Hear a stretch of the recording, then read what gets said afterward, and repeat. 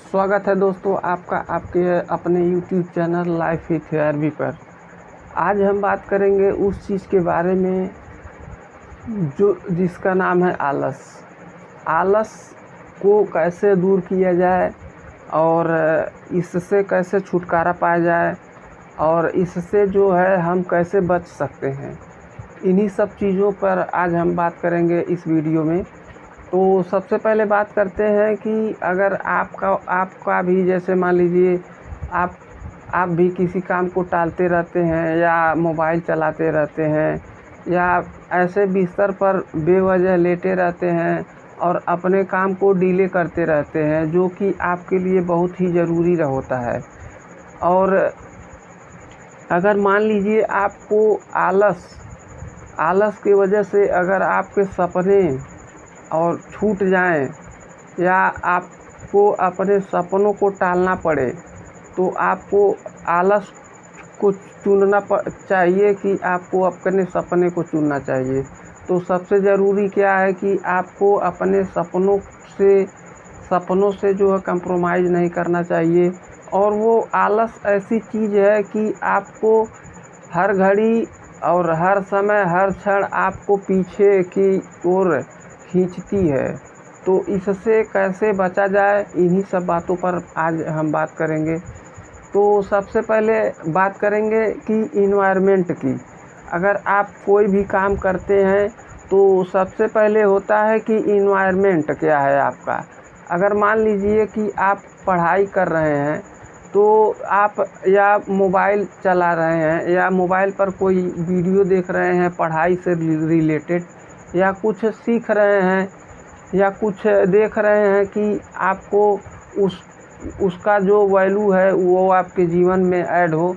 तो क्या होता है कि अगर आप बिस्तर पर लेट कर देखते हैं या बिस्तर पर लेट कर पढ़ते हैं या ऐसे ही टेक लगाकर अच्छे तरीके से मतलब का जैसे एकदम पूरा रिलैक्स एक्टिव मोड में नहीं बैठते हैं, तो क्या होता है कि आप का जो आलस का जो लेवल है वो आपका बढ़ जाएगा। अगर आप बिस्तर पर लेट कर पढ़ेंगे या बिस्तर पर लेट कर के मोबाइल देखेंगे या कुछ भी काम करेंगे तो नींद आएगी और आलस आपका बढ़ जाएगा। तो सबसे पहले होता है कि आपको इन्वायरमेंट को बदलना पड़ेगा। और अगला पॉइंट है कि जैसे आप अगर सोचते हैं कि मैं आज एक चैप्टर ख़त्म करूँगा पढ़ कर के, तो क्या होता है कि आप जब बड़ा सोच लेते हैं कि इतना करना है तो आपका जो आलस है वो और नहीं करने का मन करता है। लेकिन अगर आप उसी को अगर छोटे छोटे भाग में डिवाइड कर लीजिए तो वही आपको छोटा लगेगा और वो आप काम को जो है अच्छे ढंग से कर पाएंगे। तो वो एक चैप्टर का एक न हो तो 10 लाइन पढ़िए या 20 ही लाइन पढ़िए, तो उसमें आप एक छोटा सा भाग ही पढ़िए। तो इससे क्या होगा कि आपके अंदर का जो आलस है वो धीरे धीरे ऐसे आपका ख़त्म हो जाएगा। और अगला पॉइंट है कि सबसे ज़रूरी होता है कि आपको अपने माइंड और बॉडी को दोनों को एक्टिव मोड में रखने के लिए व्यायाम करना चाहिए और योगा करना चाहिए। और क्या है कि फिजिकल एक्टिविटी जब आप करते हैं तो आलस को कहीं हद से ज़्यादा आप पीछे छोड़ सकते हैं। वो होता है कि जैसे जब बॉडी एक्टिव मोड में आ जाती है तो जो आपका जो मान लीजिए बिस्तर से उठने का मन नहीं करता है, तो ऑटोमेटिक आपका जो बॉडी है वो थोड़ा रिचार्ज हो जाता है, चार्ज हो जाता है। तो वो बॉडी अपने आप जो है एक्टिव मोड में जल्दी आता है और अपने काम को एक बेहतर ढंग से आप कर पाते हैं।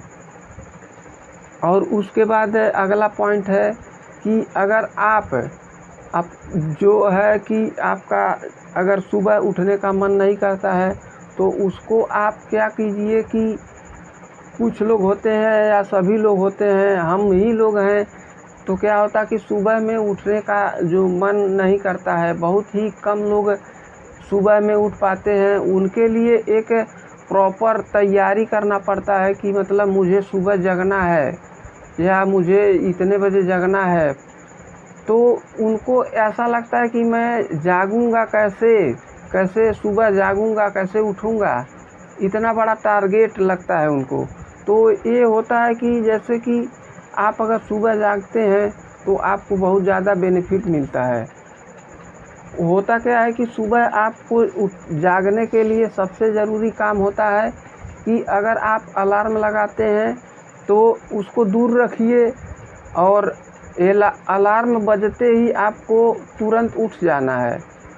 4 से 5 सेकंड में आपको जग जाना है और तुरंत बिस्तर को छोड़ देना है।